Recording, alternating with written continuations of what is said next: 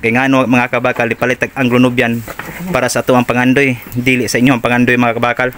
Respeto ay lang pud ta. So, makita na ito mga kabakal. Proven and tested mga kabakal. Si Marco. What's up mga kabakal? Nanasad ta mga kabakal. Isip ko sa kaslaunan nga mamiyag hiupan si Sla for today's video mga kabakal. Kung kinsa tong interesado mga kabakal ug stud service sa atong binuhi mga kabakal nga kanding, willing ra kita mga kabakal. Kung kinsa tong interesado ug gusto mo upgrade sa ilahang binuhi mga kabakal nga kanding, so bakante ra na ta mga kabakal.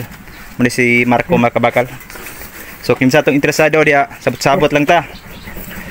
Gusto mo upgrade sa ilahang binuhing hayopan nga kanding, so mas maayo mga kabakal inyo sang makita. Usa mo magpakasta mga kabakal o gusto mo mag-upgrade sa iyong mga binuhing hayopan, so naratay bakante ra ta mga kabakal.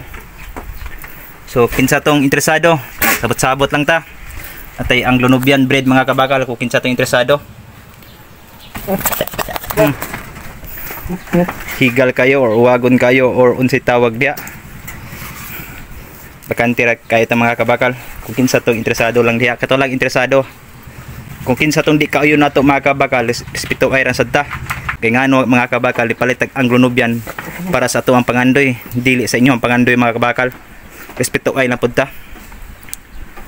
So, makita na ito mga kabakal. Proven and tested mga kabakal. Si Marco. So di mo magmahay mga kabakal, nindot yung kayo probuyag. Di man siya ingon nga top genetic, at least di jud kabintahan mga kabakal. Kita na to. So napatay porcel mga kabakal, oh, katong gi-porcel na to. So maor to mga kabakal. So di pa tapos ang video mga kabakal. Don't forget to follow, like and share mga kabakal ang inyong lingkod nga nagbarog kabakal bossing. See you to my next video.